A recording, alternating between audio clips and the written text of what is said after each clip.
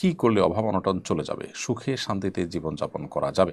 বৃহত্তর নোয়াখালীতে বন্যা পরিস্থিতি অত্যন্ত ভয়াবহ। আপনি সরাসরি সেখানে উপস্থিত হয়ে কাজ করেছেন বলে দেখলাম। আরও যারা কাজ করছে তাদেরকে আপনার অভিজ্ঞতার আলোকে কী পরামর্শ দিবেন?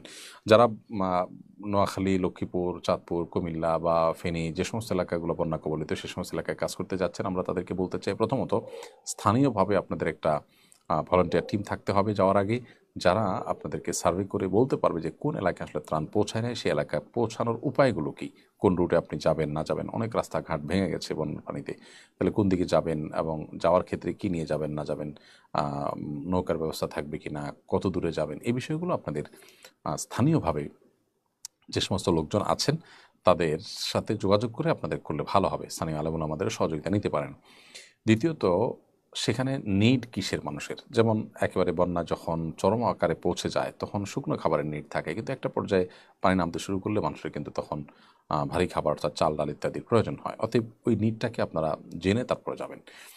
তৃতীয়ত, আহ, মনে রাখতে হবে যে অল্প সামান্য কিছু ডোনেশন নিয়ে আমরা যদি চলে যাই তো সেটাতে যতটা উপকার হবে গরিব অভাবী মানুষের, তার চেয়ে বেশি আমার নিজের জাস্ট একটা শখ পূরণ হবে। তো এটা আমার বেনিফিট হচ্ছে, গরিবের বেনিফিট বা দুস্থ মানুষের বেনিফিট হচ্ছে না। আরেকটা গুরুত্বপূর্ণ বিষয় হলো যে ফটো সেশন প্রয়োজন ছাড়া মানুষকে জবাবদিহিতার জন্য যতটুকু দরকার হয় ততটুকু করলেন, এর বাইরে অতিরিক্ত ফটো সেশন করা খুবই অনুচিত একটি কাজ, সেটা থেকে আমাদেরকে বেঁচে থাকতে হবে। আল্লাহ তাআলা আমাদের তৌফিক দান করুন। শোয়েব কবির আপনি লিখেছেন, সফর মাসের করণীয় সম্পর্কে জানতে চাই। সফর মাস এটি আরবি বা হিজরি বর্ষের মাসগুলোর মধ্যে থেকে একটি। এই মাসের আলাদা সুনির্দিষ্ট কোনো করণীয় নেই। অন্য 10টি মাসের মতো এই মাসটিতেও আমরা আল্লাহর ফরজ বিধানগুলো মেনে চলবো, গুনাহগুলো থেকে বেঁচে থাকার চেষ্টা করব। আলাদা করে সফর মাসের জন্য ভিন্ন কোনো করণীয় নাই। এমনকি সফর মাস সম্পর্কে কোনো বিধিনিষেধও নাই। সফর মাস সম্পর্কে অনেক কুসংস্কার আরবদের মধ্যে প্রচলিত আছে যে এটাতে এই মাসে অমুক কাজ করা যায় না, তমুক কাজ করা যায় না ইত্যাদি। এগুলো সম্পূর্ণ কুসংস্কার। অন্য 10টি সময়ের মতো এই সময়ে যে কোনো কিছু করতে পারবেন এবং যে কোনো রুটিন ভালো কাজগুলো, ফরজ ইবাদতগুলো আপনাকে সম্পাদন করতে হবে।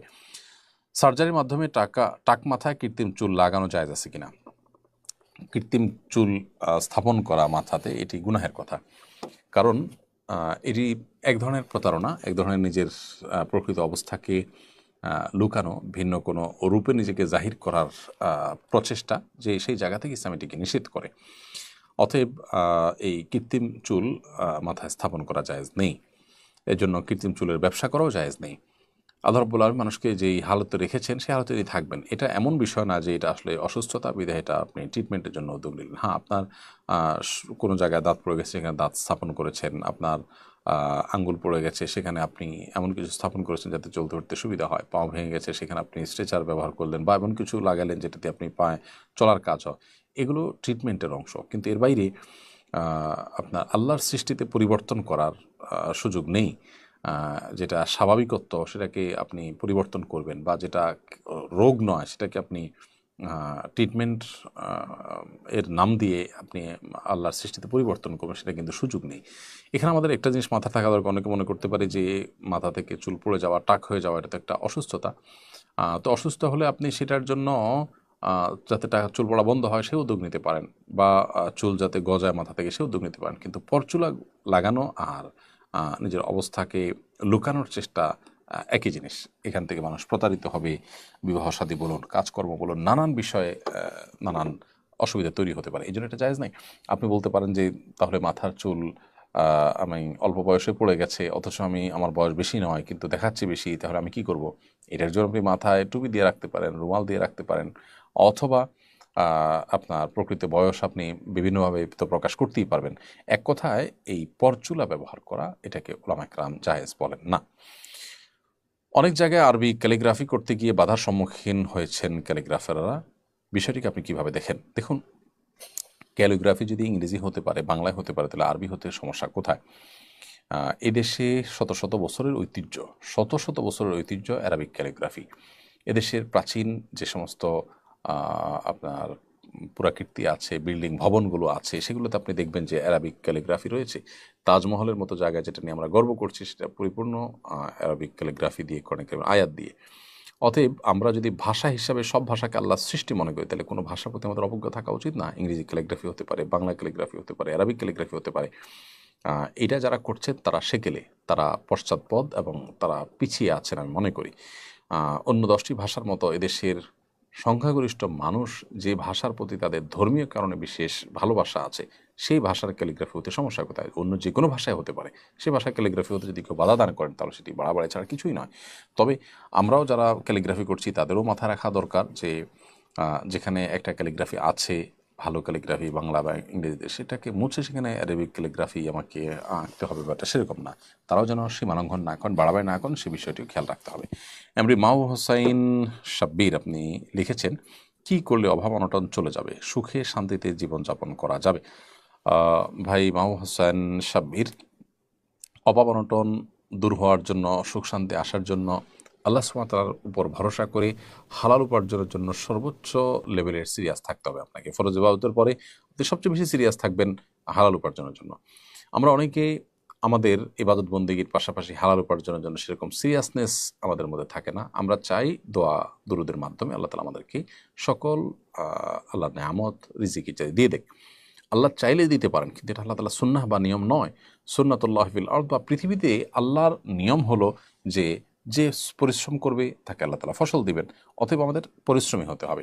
এর পাশাপাশি আপনি প্রত্যেক নামাজের পর মসজিদ থেকে বের হওয়ার সময় দোয়া পড়বেন, আল্লাহুম্মা ইন্নী আসআলুকা মিন ফাদলিক, আল্লাহ আপনার কাছে আপনার অনুগ্রহ চাই। এখানে অনুগ্রহ চাই বলতে আল্লাহ আপনার কাছে আপনার দেওয়া রিজিক চাই, যে রিজিক আপনি আমাকে দিবেন সেটাতে আমার জীবন ধারণের ব্যবস্থা হবে, সেটা আমি চাই।